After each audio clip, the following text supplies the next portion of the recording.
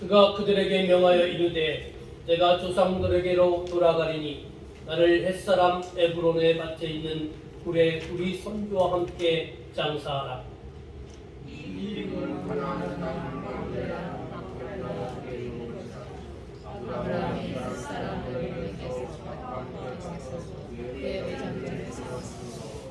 아브라함과 그의 아내 사라가 거기 장사되었고 이삭과 그의 아내 리브가도 거기 장사되었으며 나도 내 아를 그곳에 장사하였노라.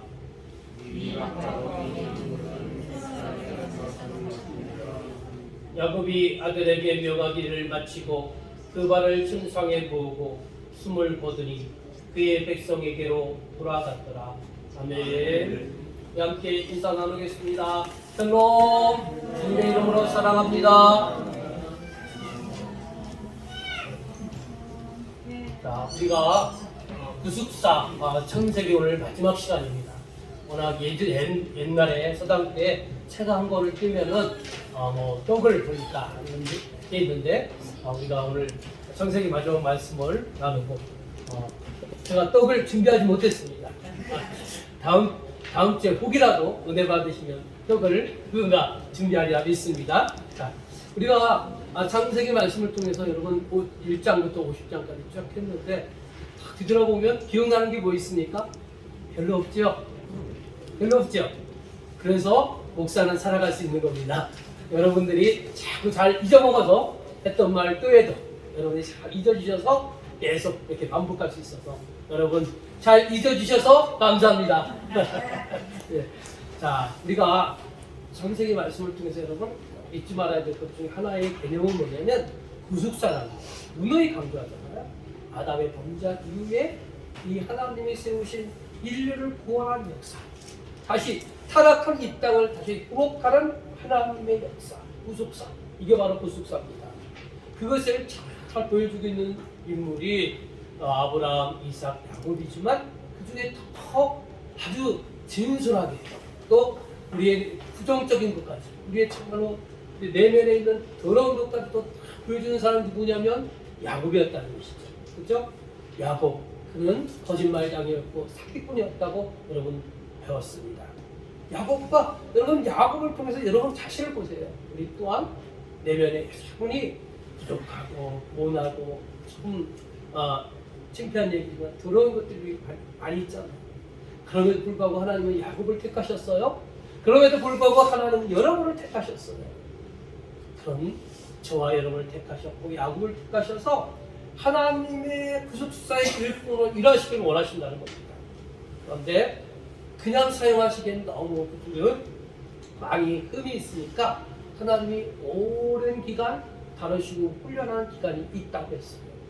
야곱도 형을 속이고 아버지를 속이고 그가 외삼촌 라반의 집에 가서 도피 생활을 했지만 그 20년의 기간이 그에게는요 평탄하고 행복하고 즐거웠던 시간이 아니었다는 것을 여러분 잘 배우셨잖아요. 자기보다도 더 잔머리가 발달한 외삼촌으로부터 많은 속임을 당하고 사기를 당하고 그러한 아픔을 겪었다는 거예요. 그러면서 자기의 과거의 잘못된 것들을 바라보게 하고 하나님이 그런 것들을 조금씩 변화시키고 고쳐갈 수 있도록 하나님의 일꾼으로 만들어 가신다는 거예요. 여러분도 마찬가지예요.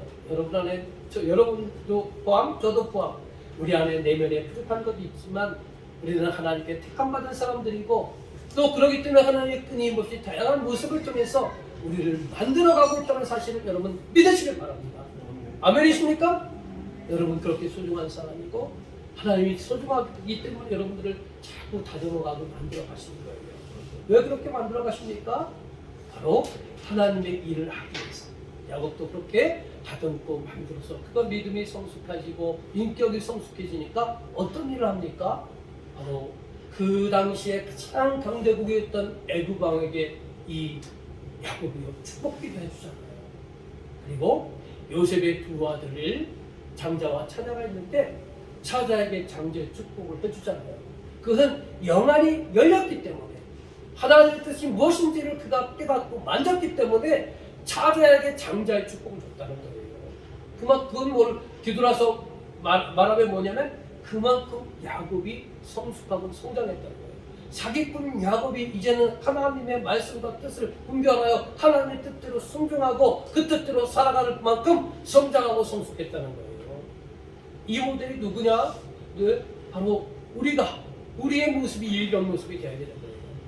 여러분이 예수님 믿기 전에는 거짓말장이었고 남을 잘 속이기도 하고 또 남들과 심하게 다투기도 하고 내 욕심만 챙기는 사람이었지만 그러나 그런 여러분을 하나님 택하셨대요. 얼마나 감사해요. 그죠? 그런 여러분을 또 만들어 가신대요. 때로는 원치 않는 배우자를 통해서 배우자의 그 포악한 성격으로 해서 나를 만들어가고 많이 새기는 자식들을 통해서 나를 보게 하고 나를 만들어가게 하고 또 가까운 친구들의 여러 가지 아픔과 배신과 갈등을 통해서 나를 만들어 가신다는 거예요. 그래서 나를 성숙케 하고 나를 통해서 성자나 나를 통해서 우리가 다른 사람들을 섬기고 사랑하여 또 사람을 하나님 품으로 인도하는 그러한 구속사의 일꾼으로 우리를 만들어 가신다는 거예요. 그러니까 야곱의 쓴 뿌리고 뭐냐? 우리라는 거예요.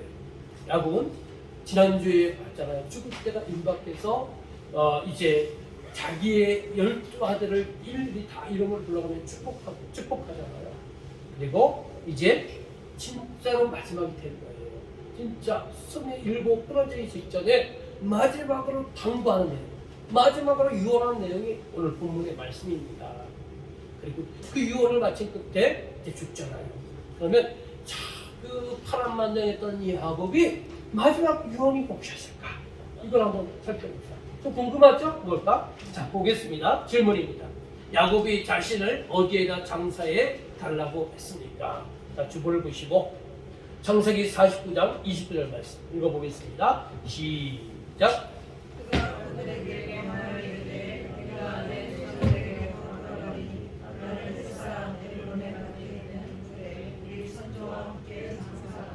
예, 자기를 어디에다 장사해달라고 그랬어요? 읽어보니까 햇사람 에브론에 박혀있는 굴, 그죠? 이것을 막벨라 굴이라고 해요. 막벨라. 자, 이곳에 장사해달라고 그러는데 여러분 참고로 이해를 돕기 위해서 굴은요, 이스라엘의 무덤 방식은요 거의 이런 굴을 파고 그 시신을 거기서 장사하는 거예요. 그래서 오늘날 우리 한국 사람의 개념으로는요 묘지라고 생각하면 돼요. 묘지. 자, 그렇게 생각하고요. 다음 질문입니다. 이 막벨라 굴에는 누가 장사되어 있습니까? 자, 31절, 49장 31절 읽어보겠습니다. 시작. 아브라함과 그의 아내 사라가 거기 장사되었고 이삭과 그의 아내 리브가도 거기 장사되었으며 나도 레아를 그곳에 장사되었다. 바로 이 야곱을 기준으로 했을 때 그 막벨라 굴에 누가 거기에 묻어 있다고 했어요. 그의 증조 할아버지 아브라함, 또 증조 할머니 사라, 증조가 아니라 할아버지죠. 할아버지, 죄송합니다. 할아버지 아브라함, 할머니 사라, 그 다음에 자기의 아버지 이삭, 그 다음에 자기의 어머니 리브가도 거기 장사되었고, 또 심지어 자기 아내 야곱이 4명의 아내가 있었는데 그 중에 레아라는 아내도 그 막벨라굴에 장사되었다는 것입니다. 그러면 우리가 좀 지식적인 면에서 이 막벨라굴, 이 무덤은 어떤 것인가 이렇게 살펴보자는 거예요. 주보에 나와 있는 대로 이 야곱의 조부 할아버지였던 아브라함이 햇사람 에브론으로부터 400세겔을 주고 산 땅이 바로 이 막벨라 굴이라는 거예요. 아브라함이요 하나님부터 가나안 땅 약속받고 처음으로 자기 소유의 가진 땅이 이 땅이에요. 그렇죠? 그러니까 얼마나 의미 있는 것입니까? 그렇죠? 그리고 이곳에는 좀 전에도 살펴봤지만 아브라함, 사라, 이삭, 리브가, 그 다음에 레아 이들이 잠들어 있는 곳이에요. 또 무엇보다도 이 막벨라굴은 뭐냐면 하나님께서 아브라함에게 그 약속한 것이 있어요. 그 약속은 뭐냐? 내가 너와 땅과 자손을 주겠다고 한 것인데요. 그 땅이 뭐냐? 그 막벨라굴을 중심으로 해서 가나안 땅을 하나님께서 아브라함에게 주겠다는 거예요. 그러니까 막벨라굴이라는 것 단지 무덤만이 있는 것이 아니고요. 하나님께서 우리 조상 아브라함으로부터 우리 또 계속해서 흘러나오는 땅에 대한 약속을 갖고 있는 상징성 있는 중요한 장소가 바로 막벨라 굴이었다는 것입니다. 자, 야곱은 자기의 죽음 일보 직전에 왜 그러면 이 막벨라 무덤에 자기를 장사해달라고 그렇게 했을까요? 네? 바로 야곱은요, 막벨라 굴에 자기가 그곳에 매장됨으로 해서 그 후손들에게 이 막벨라 굴이 묻어있는 이 가나안 땅, 이 가나안 땅이 바로 그냥 땅이 아니고 우리 조상 할아버지 아브라함부터 그 아버지 이삭, 그리고 나, 그리고 너네들, 그리고 너네들의 후의 후손들, 니들이 가져야 할 그런 땅이라는 것을 그 후손들에게 상기시켜주기 위해서 막벨라 굴에 묻어달라고 이렇게 약속하고 있는 것입니다. 그러니까 막벨라 굴, 곧 다른 말로 얘기하면 가나안 땅, 막벨라 굴, 가나안 땅, 곧 다른 말로 얘기하면 하나님이 우리에게, 우리 민족에게, 하나님이 나에게 주신 약속이고 약속의 땅이라는 그런 개념이라는 것입니다. 자, 좀 더 자세하게 들어보면 가나안 땅, 가나안 땅은 뭐냐? 막벨라 굴에서 좀 더 확장시켜서 가나안 땅, 지금 이스라엘 민족이 차지하고 있는 땅이죠. 이스라엘 나라가 그 주부 아브라함이 75세에 하나님의 부르심을 받았어요. 부름을 받았을 때 너는 본토 친척 아버지 집을 떠나라고 했잖아요. 그래서 이 아브라함은 정말 하나님의 말씀에 순종하여 모든 것을 내려놓고 기득권을 포기하고 하나님의 지시한 땅으로 갔는데 그 땅이 무슨 땅이냐? 바로 약속의 땅 가나안 땅이라는 거예요. 그리고 그 가나안 땅을 아브라함에게만 주는 것이 아니고요, 그의 후손들에게 대대손손 이어지도록 하는 그러한 약속의 땅이고 또 축복의 땅이라는 것입니다. 그리고 여러분, 더 나아가서는, 더 후대에 가서는 인류를 구원하기 위해서 이 땅에 오신 예수 그리스도가 탄생한 땅이 어떤 땅이냐? 바로 이 가나안 땅이라는 것이죠. 이 가나안 땅은요, 말 그대로 축복의 땅이고, 예? 하나님의 언약의 땅이라는 것입니다. 그래서 야곱은 이런 복된 땅에 자기가 묻히기를 간절히 소망했다는 것입니다. 그리고 자기만 그것에 묻히는 것이 아니고 그 후손들이 이 가나안이야말로, 이 땅이야말로 하나님께서 우리 조상 때부터 나에게 줬고 또 너네들에게, 또 너희 후손들에게 이어질 그러한 땅이라고 말하고 있는 것입니다. 그렇기 때문에 이 가나안 땅은요, 그냥 땅이 아니에요. 언약의 땅이에요. 하나님이 우리에게 주신 땅, 하나님과 우리가 언약을 맺은 그 장소가 바로 이 약속의 땅, 가나안 땅이라는 것입니다. 그래서 야곱은 자기가 죽음 일보 직전에 다른 많은 유언도 했지만, 이미 유언 다 했잖아요. 축복의 기도를 통해서 자기 자식들에게 12아들에게 축복 기도해서 다 유언한 거랑 마찬가지잖아요. 그러나 가장 소중한 것은 마지막에 나오는 거예요. 야, 너희들 잘 되고 범사에 잘 되고 하늘의 신령한 복과 땅의 충만한 복 받아라, 이렇게 했지만, 그래도 너희들이 했지만 내가 마지막 말은 뭐냐? 이 땅에 묻어달라고 얘기를 했고, 그 땅은 뭐냐? 하나님이 우리를 택하셨고 우리 조상을 택했고 나를 택했고 너희들을 택했다는 그런 하나님의 언약이 개성되고 묻혀있는 그런 땅이 가나안 땅이기 때문에 야곱은 그곳에 묻혀달라고 했고, 또 후손들에게 하나님의 언약을 기억하도록 했다는 것입니다. 여러분, 우리 성도들, 하나님을 믿는 성도들 죽음도요, 우리 자녀와 후손들에게 이 신앙의 교훈을 여러분들이 이어져야 한다는 것이에요. 우리는 다 죽음을 태어나자마자부터 죽음을 향해 달려가고 있다고 하지 않습니까? 여러분, 죽음의 준비를 조금 미리미리 해주시길 바랍니다. 특별히 여러 가지 다양한 죽음의 준비를 해야 되잖아요. 얼마 되지 않는 유산도 미리 공정하게 미리미리 지혜롭게 분배하시고, 그것 때문에 재산 싸움이 일어나지 않도록, 또 그것을 인해서 형제가 또 자매가 또 의가 나지 않도록 여러분들이 미리미리 공정하게 분배를 해주시길 바랍니다. 또 그 자식들에게 우리가 죽음을 준비하고 유언을 할 때 그들에게 인생의 교훈들을 얘기해 주는 것도 좋죠. 그리고 무엇보다도 여러분, 자신의 생을 여러분 조용히 정리할 필요도 있는 거예요. 자신의 생을. 암흑의 인생, 내가 이 가난한 대한민국에 태어나서 정말 힘든 어린 시절을 겪었고 또 살기 위해서 발버둥 치고 또 많은 고난도 겪었고 어려움도 겪고 이제 어느 정도 재산을 누리며 살았는데 인생의 기쁨도 있었고 즐거움도 있었지만 그래도 내 인생 헛되게 살지 않았고 내가 정말 치열하게 살았지만 그래도 열심히 살았다. 남에게 피해주지 않고 신실하게 살았다. 무엇보다도 내가 인생의 그 중요한 순간에 하나님을 만나서 정말 내가 하나님을 알게 되었고 그러면서 내 인생을 정리할 수 있었고 그런 막 사는 것이 아니라 하나님 말씀에 입각해서 나를 뒤돌아보고 나를 정리하며 이웃에게 사랑을 주는 그런 삶을 사는 것을 내 인생 정말 잘 살았구나. 자기도 스스로 자기 인생을요 어느 정도 정리할 필요성이 있다는 거예요. 그러나 무엇보다 중요한 일은 뭐냐면 자녀들을 믿음 가운데서 끝까지 하나님의 언약을 사모하고 그 언약을 위해서 끝까지 못 맞춰 살도록 교훈하는 일이 중요하다는 거예요.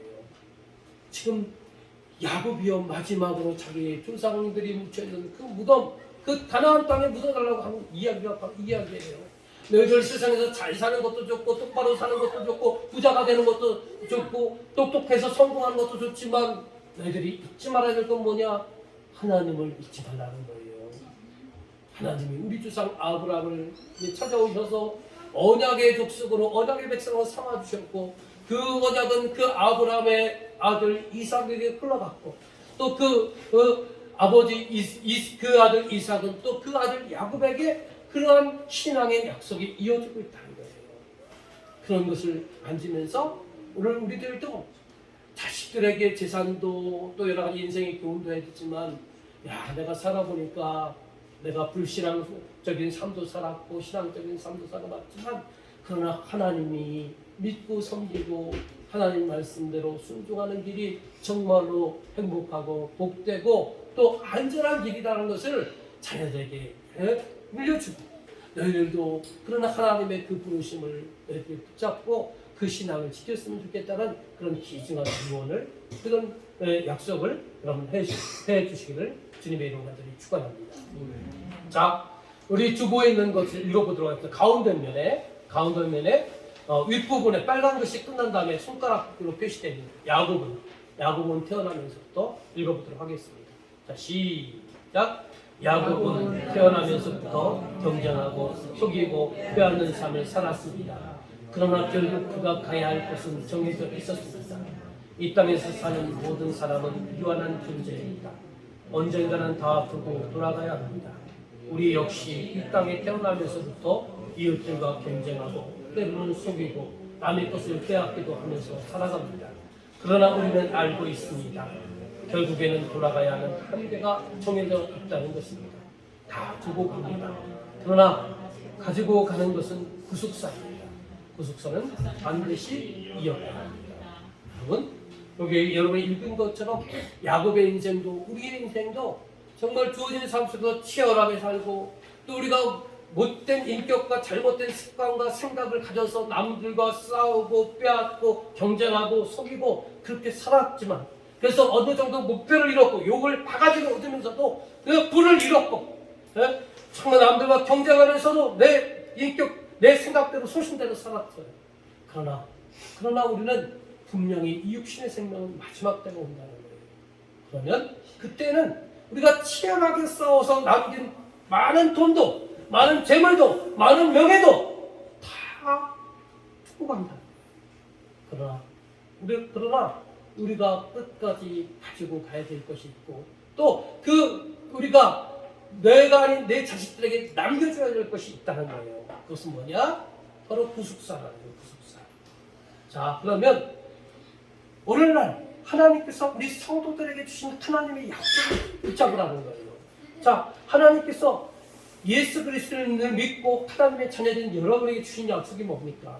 그냥 교리적으로 따지면 먼저는 하나님께서 아담으로부터 이어졌던 모든 원죄를 하나님께서 예수를 믿는 우리들에게 그 죄를 사해 주신다고 약속하셨잖아요.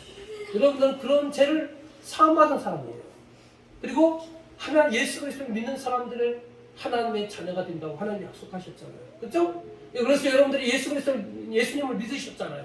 여러분들이 하나님의 자녀입니까? 아닙니까? 하나님의 자녀가 된다는 약속을 해주신 거예요. 그 약속을 우리가 지금 받고 있는 거예요. 또 우리에게는 이 육신의 생명은 무한하지만 영적인 영원한 하나님의 생명을 우리 믿는 자들에게 준대요. 그 약속을 하셨어요. 그러니까 여러분들은 이미 그 약속을 누리는 사람들이에요. 우리가 그래서 이 육신의 생명 다음에 모든 게 끝나는 게 아니고 하나님의 영원한 생명을 소유한 자이기 때문에 육신은 땅에 놓고 산화된다 할지라도 우리의 영적 생명이 하나님과 함께 살아가는 거예요.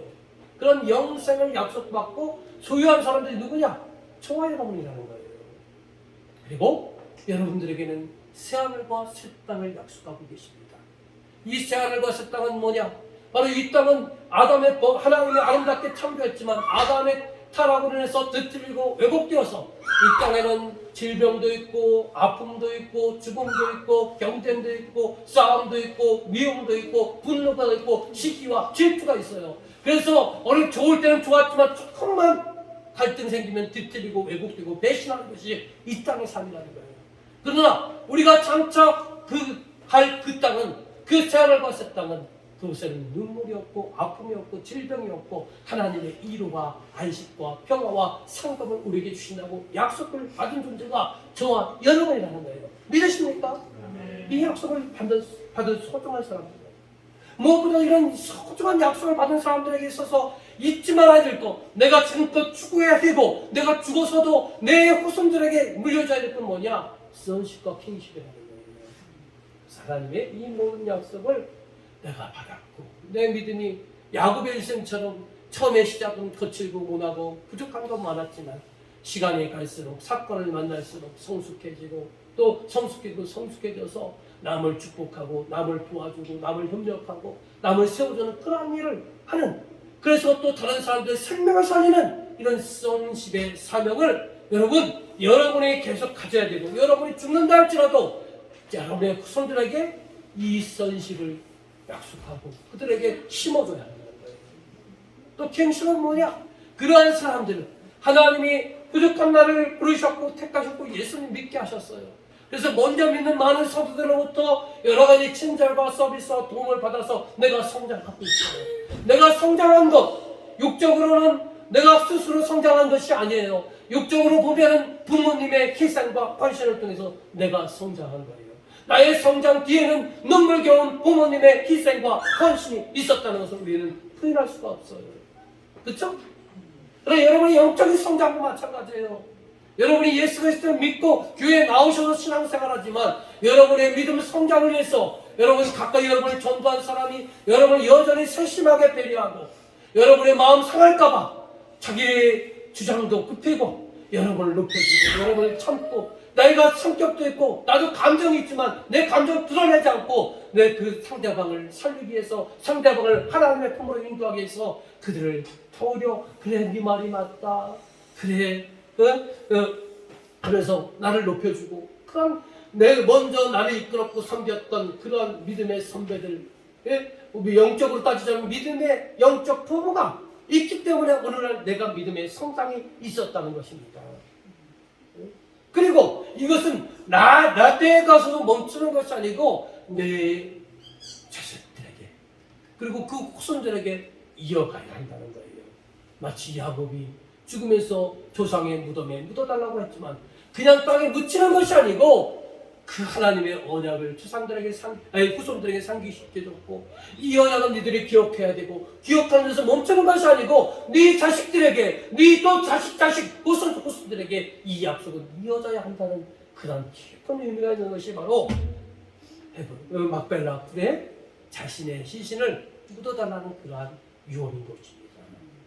여러분, 그럴 때 우리는 이러한 유언들을 sonship과 kingship을 내가 이 sonship과 kingship에서 오늘 여러분 충성을 다해야 되는 거예요. 이 일을 이루기 위해서. 그리고 나에 대해서 끝나는 것이 아니고 내 후손들에게도 이것을 심어줘야 하는 것입니다. 여러분, 이 사명을 잘 간직하시고 여러분 이 땅에 살아갈 때 헛으로 사는 것이 아니고 하나님 내게 주신 사명, 나를 택하시고 부르시고 훈련시키고 성장시켜서 무슨 일을 하게 하시는지 그 사명을 받들고 기억하고 이 사명을 향해서 내가 정말 지금부터라도 더욱더 헌신하고 충성하는 저와 여러분 되시길 주님의 이름으로 간절히 축원합니다. 그게 바로 후회하지 않는 인생이에요. 자, 이제 포인트를 조금 바꿔서 우리가 진도에 맞게 마지막이니까 50장 말씀을 살짝 다루겠습니다. 다음 질문입니다.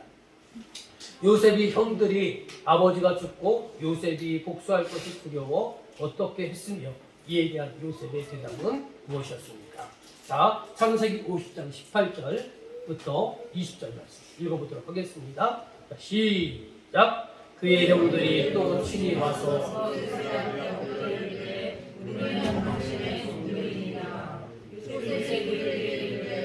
두려워하지 마소서. 내가 하나님을 대신하리이까.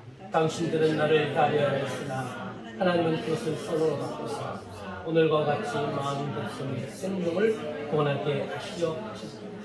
이제 아버지 야곱을 장사 지냈습니다. 근데 요셉의 형들이요 큰 불안을 입사했어요. 왜냐면 과거에 요셉에게 못된 짓을 했거든요. 그를 죽이려 했고 또 그것이 실패하고 나서는 그냥 노예로 팔아버렸잖아요. 이 앙금이 있는 거예요. 그동안은 아버지 야곱이 있어서 아버지가 다 커버해 준 거라고 생각한 거예요. 근데 그 아버지가 방패막이었던 아버지가 돌아가셨어요. 그러니까 이제는 죽었구나. 이제는 더 상대방 요셉은 그냥 동생이 아니고 애굽의 큰 권력자인 총리라는 거예요. 총리. 그냥 얼마나 이들 내면 속에요 큰 불안감과 갈등이 있겠습니까? 그러니까 그들이 요셉이 복수할 것이 두려워서 친히 이미 요셉 앞에 가서 이들이 먼저 꼬리를 내리는 거예요. 그러면서 18절에 뭐라고 하고 있어요? 우리는 당신의 종들입니다 하고 이렇게 말하고 있어요. 꼬리 내리는 거잖아요. 이때 요셉의 대답을 보세요. 19절에 보니까 뭐라고 이야기하고 있냐면 내가 하나님입니까? 라고 먼저 대답을 해요. 이게 무슨 뜻이냐? 주보에 나와 있죠? 내가 하나님입니까? 하는 것은 뭐냐면 내가 하나님을 대신하리까 하는 건 뭐냐? 모든 것이 하나님 주권 안에 있다. 진행되기 때문에 인간의 주권을 대신 행사할 수 없다. 이게 무슨 얘기냐? 모든 주권은 하나님께 있다는 거예요. 주권자가 심판하고 판정하는 거예요. 그죠? 그렇기 때문에 형들은 보복이 두려워서 요셉에게 우리는 당신의 종들입니다라고 하지만 내가 하나님입니까? 내가 심판자입니까? 내가 형들의 모든 소용을 심판할 수 있는 자격이 내 안에는 있다 없다? 없다고 말하는 거예요. 안심하라는 거예요. 네? 여러분 요셉의 이 고백을 보세요. 이 고백도요 그냥 나온 게 아니에요. 야곱처럼 이 요셉도 처음에는 어머니 품에서 곱게 자랐고 또 많은 형들이 그를 괴롭혔고 그래서 노예로 팔려갔고 또 애굽에서 종살이하면서 억울한 옥살이도 하고 많은 고난이 다루심이 있었잖아요. 그리고 그 다루심 끝에 그가 성장하고 애굽의 총리가 되었잖아요. 그 형들 앞에서 정말 형들이 보복이 두려워 벌벌 떨고 있는 형들 앞에서 나는 심판자가 아닙니다. 이 고백이 그냥 나오겠습니까? 오랜 다루심 가운데서 있기 때문에 이런 얘기를 할 수 있는 거예요. 만약에 요셉이 미성숙했다면 형들이 이렇게 고백할 때 이제 아셨어요? 당신들의 소양을 내가 이제부터 철저하게 보복하겠습니다. 이렇게 얘기했을 거예요. 그렇죠? 네? 그만큼 하나님 다루시고 미숙한 우리를 택하서 야곱도 다루셨고 요셉도 다루셨고 아브라함도 다루셨고 이삭도 다루셨다는 거예요. 우리도 다루셨고 다루심의 목적은 뭐냐? 이렇게 성숙해서 보복하지 않고 감정적으로 살지 않고 내 주변 사람들에게 정말 그들을 도와주고 그들의 협력자가 되고 그 다 사람을 살리는 그런 하나님의 사람으로 살라고 하나님께서 우리 다루시는 거예요. 자, 그러면서 뭐라고 말하냐면 모든 것이 하나님의 주권 안에 있다는 것은 심판자도 하나님이기 때문에 나에게는 심판할 권한이 아무것도 없다는 거예요. 자, 이 말씀 내가 하나님을 대신하리까 이 말씀을 공동 번역이라는 성경이 있어요. 그 성경을 어떻게 번역을 했는지 한번 보세요. 주보 공동 번역이 어떻게 써 있다고요? 내가 하나님 대신 벌이라도 내릴 듯 싶습니까? 그러니까 내가 심판자가 아니라는 거예요. 복수하지 않는다는 거예요. 그죠? 또 로마서 12장 19절에 우리 하나님 믿는 사람들이 어떻게 살아야 되는 걸 알려주고 있죠. 자, 읽어봅시다. 로마서 12장 19절. 자, 시작. 너희가 친히 원수를 갚지 말고 진노하심에 맡기라. 기록되었을 때 원수 갚는 것이 내게 있으리니 내가 갚으리라고 주께서 말씀하셨습니다. 원수 갚는 것은 누구의 몫이라고요? 하나님의 몫이라는 거예요. 그러니까 여러분들이 감정에 휩싸여서, 보복에 휩싸여서, 원한에 휩싸여서 여러분이 원수 갚으면 안 된다는 거예요. 그러세요? 이론은 알겠어요. 근데 우리 내면 깊숙이 자리하고 있는 우리의 감정은요, 얄미운 사람, 나에게 피해를 준 그 원수 같은 그 사람, 내가 하나님 믿는 사람이기 때문에 보복하지 말라는 거, 그 말씀을 하기 때문에 보복도 못하지만 내 감정에는 아직도 그 응어리가 있어요. 어떻게 해야 될까요? 네? 이 응어리를 어떻게 해야 돼요? 여러분 육신적으로 병든 사람은 환자가 아니에요. 마음적으로 상처받아서 병들었고, 네? 정신적으로 내가 좀 왜곡되고 뒤틀려서 같은 그런 정신적인 것도 환자인 거예요.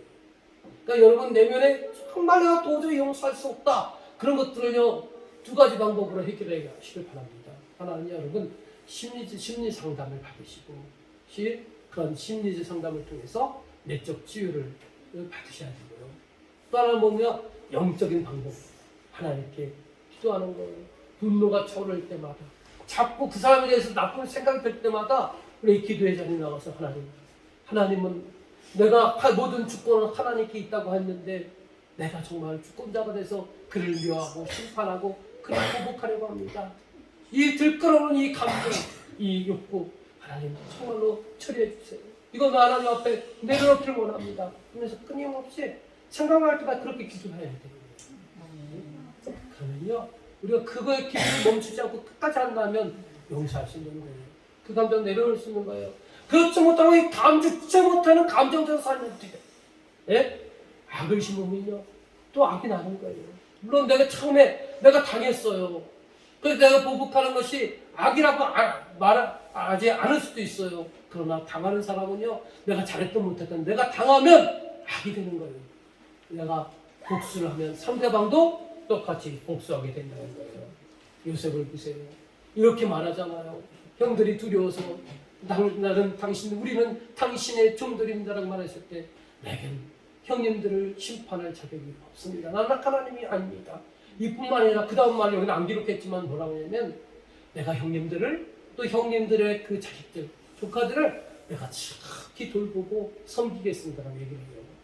원수인 그들에게 뭐라고 하느냐? 내가 당신들을 잘 돌보겠다는 거예요. 당신뿐만 아니라 당신의 자식들까지도 다 돌보겠다는 거예요. 이게 가능합니까? 불가능에 가깝죠. 그러나 내 주권, 내 감정 내려놓고 하나님이 나의 인생의, 내 영혼의, 내 모든 삶의 주인이 되어주셔서 주인이 되셨다는 그 고백에 있으면 주인 되신 그 하나님이 용서하라면 용서할 수 있는 거예요. 그래서 우리가 더 하나님 기도의 자리에 나가서 하나님을 더 간절히 찾아야 한다는 것입니다. 정죄하고 심판하는 것, 원수 갚는 것, 하나님께 속한 것이니까 우리는 구수사에 쓰임을 받을 뿐이지 우리가 심판하고 정죄해서는 안 된다는 겁니다. 마지막으로 다음 질문입니다. 다음 질문.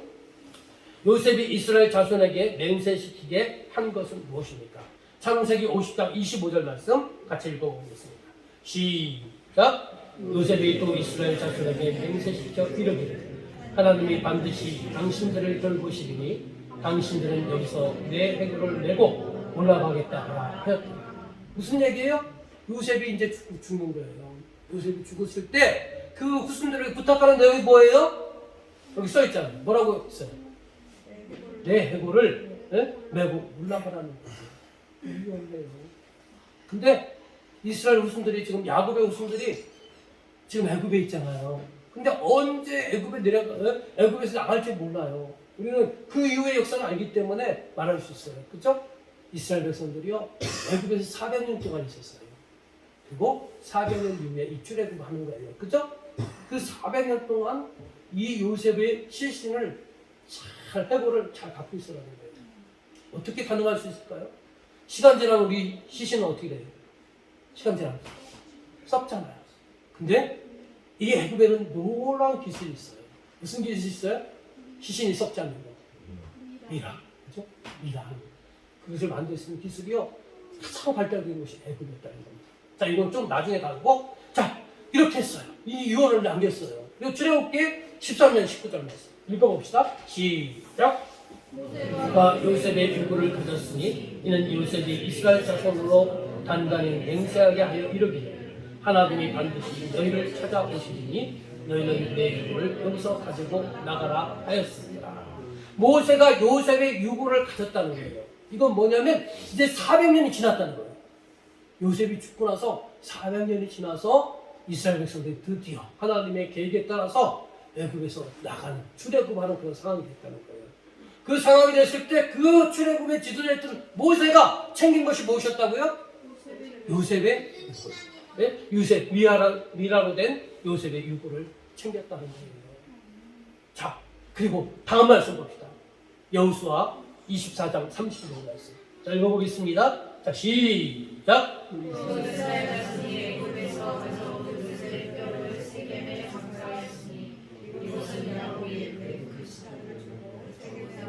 아버지 하모리 자손들에게서 산받지 그것이 요셉 자손의 기업이 되었더라. 자, 여기 보니까 이 여호수아는 어떤 거냐? 이스라엘 백성들이 애굽에서 400년 동안 살았고요. 그 다음에 또 애굽에 나와서 광야에서 몇 년 동안 생활했어요? 40년. 그죠? 40년 생활하고 이제 드디어 가나안 땅에 들어가서 그냥 가나안 땅을 얻은 게 아니고요. 가나안 땅에 있는 원주민들과 땅을 차지하기 위한 가나안 정복 전쟁을 했다는 거예요. 그 전쟁 때 여호수아 24장 30절 뭐냐? 그 전쟁을 탁 치르고 나서 그 다음에 어떻게 했느냐? 요셉의 뼈를, 요셉의 유고를 세겜 땅에 장사했다. 가나안 땅에 장사했다는 거예요. 한번 상상을 해보세요. 요셉이 죽을 때 자기 유고를 잘 보관했다가 이 가나안 땅에 갈 때마다 데려가 라는 거예요. 그리고 400년 동안 그것을 보관했어요. 그리고 광야 40년 동안 광야 생활하면서 그 유고를 옮겨 다녀야 되는 거예요. 얼마나 공동했겠습니까? 광야, 저도 제대로 된 광야는 경험하지 못했지만 얼마나 극도의 더운 날씨에, 예? 그것도 주거지가 아니고 계속 이동해야 돼요. 계속 챙겨야 돼요. 그리고 또 광야 생활 40년 지나서 가나안 땅에 가는 전쟁이 벌어졌어요. 전쟁 때에도 꼭 빼놓지 말아야 될 게 있어요. 무기도 빼놓지 말아야겠지만 이 요셉의 유고를 빼놓지 말아야 돼요. 하나님의 은혜가 여기 있는 거예요. 그 많은 생활, 그 불편한 환경, 어려운 환경에도 불구하고 요셉이 가나안 땅에 가기를 간절히 소망, 시신을만조차라도 가나안 땅에 가기를 간절히 소망하는 그 소망을, 그 기대를 하나님은 그것을 들어주셔서 400년 동안 애굽에서 보관하게 하고 또 광야 40년 동안에도 그 척박한 환경에서도 그 유고를 또 잃어버리지 않게 잘 끌고 가게 하고 또 그 위중한 상황, 전쟁의 상황에도 그 유고를 잘 간직하게 해서 때가 되어서 전쟁이 끝나고 평화가 되었을 때 그 요셉의 유고를 그 조상의 땅에 묻게 했다는 거예요. 하나님은 우리의 간절한 소망, 항상 소망을요 이렇게 기억하시고 다양한 방법을 통해서 응답하신다는 겁니다. 자, 그러면 요셉의 시신을 어떻게 긴 기간 동안 보관했느냐? 바로 미라라 형태로 보관했다는 겁니다. 자세한 미라로 만드는 방법은 자세한 건 모르지만 저도 지식적으로 조금 주석을 통해서 참고로 이런 말씀드리면 이 코를 통해서 해가지고 뇌에 있는 것들을 다 긁어낸대요. 그리고 그곳에다가 썩지 않도록 향을 집어넣는데요. 그리고 또 옆구리를 째가지고 그 속에 있는 내장 것들을 다 소화기관들을 다 긁어낸대요. 그리고 향을 집어넣는데요. 썩지 않도록. 그리고 그걸 다 꾸맨 다음에 전신에 진흙을 묻혀가지고 이렇게 시신을 만든대요. 하여튼 이런 시신을 통해서 오랫동안 썩지 않도록 보관했고, 여러분 상상의 나래를 한번 펴보세요. 지금 미라가 된 요셉의 유골이 있어요. 그것을 보관했을 때 그 후손들이 계속 보고 물어볼 거 아니에요. 아빠, 저건 뭐야? 저건 뭔데? 저 미라 같은데, 저 시신 같은데 왜 땅에 안 묻고 척게 있어? 그랬을 때 그 부모들이 뭐라고 말해줬겠습니까? 그래, 이거는 우리의 조상 요셉이라는 그분이 있는데 그분이 하나님과 언약해 하나님 우리 조상들에게 주시기로 한 그 땅을 그 언약을 지키기 위해서 비록 본인은 애굽에서 죽었지만 가나안 땅에 꼭 나를 데려가라는 그런 부탁을 받고 지금 잘 국한하고 있단다. 우리가 언젠가 이 애굽을 나갈 것인데 그리고 가나안을 갈 것인데 그 가나안에 이 시신을 요셉의 조상의 시신을 묻을 거예요. 이 얘기를 해주는 거예요. 이 얘기를 해주면서 뭐가 있느냐? 그 이야기의 배경에는 뭐가 있느냐? 하나님이 우리 조상을 우리를 택해 주셨다는 거예요. 우리는 택함받은 민족이라는 거예요. 그리고 하나님께서 우리를 통해서 만민의 복을 받도록 하는 만민의 제사장의 역할을 우리에게 감당하도록 했다는 이런 깊은 사상이 여기에 담겨져 있다는 거예요. 여러분, 오늘 우리는 신앙의 역사성을 기억해야 되는 거예요. 신앙의 역사성이 뭐냐? 바로 여러분의 신앙의 역사는 어떻게 출발합니까?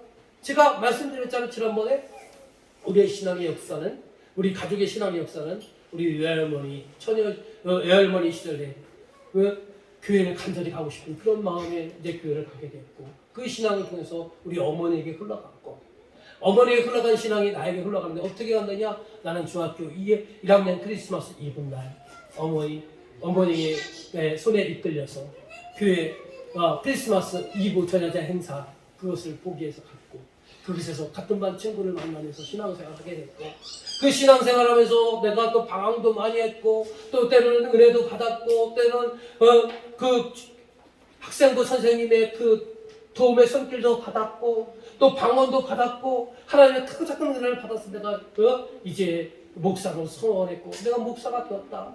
내가 목회를 하면서도 어떤 성도들의 도움을 받고 그래서 그런 선민교회에서 있는 동안 이모양 저명 하나님의 은혜를 주셨다. 그런 하나님의 은혜를 너는 기억하고 아무개야 내 아들아 너는 그런 하나님의 사랑을 기억하고 너도 하나님 신실하게 믿길 바란다. 그리고 하나님 더 깊이 만나길 바란다. 그리고 그것이 네 자식에게 흘러가길 바란다. 이 신앙의 역사성이게 이것을 위해서 야곱은요 자신의 시신을 그 막벨라굴에 묻어달라고 한 거예요. 여러분, 여러분에게도 신앙의 역사성이 있어야 되는 거예요. 여러분의 신앙의 시작은 누굽니까? 가까운 친구나 또 가족이나 그 가족의 이끌림에 통해서 신앙이 시작되었어요. 그죠? 그 놀란 하나님의 은혜입니다. 그것을 통해서 크고 작은 은혜를 받았고요. 그 은혜 받은 것들이 또 은혜를 받으면서 내가 하나님을 더 깊이 알게 되고요. 믿기게 되고요. 섬기게 되고요. 하나님의 소망을 갖게 되는 거예요. 그리고 그 은혜에 너무 감격해서 내가 또 다른 사람들에게 그 복음을 전해서 신앙의 자식을 만들고 또 그 자식에게 또 양육하고 그래서 그가 또 성장해서 또 다른 자식을 낳게 하고 이게 신앙의 역사성이에요. 교회는요. 오늘날 교회는 뭘 말하느냐? 이 건물을 말하는 게 아니고 이의 신앙의 패밀리 이 역사성이 바로 교회를 말하고 있다는 거예요. 하나님은 이를 위해서 저와 여러분을 부르셨다는 사실을 가지고 여러분 우리가 이 땅에서 많은 돈도 추구해야 되고 명예도 추구해야 되지만 우리가 그것들은 죽으면 다 내려놓고 가야 될 거라는 거예요. 그러나 신앙 우리가 죽지만 영원히 계승되고 남겨지고 이어져야 될 건 뭐냐? 이 신앙의 계승이라는 거예요. 이 신앙의 계승자가 되시기를 우리가 결국 남는 것은 이 신앙의 유산밖에 없다는 사실을 기억하고 이 유산을 위해서 끊임없이 노력하시고 기도하시고 또 권면하시는 저와 여러분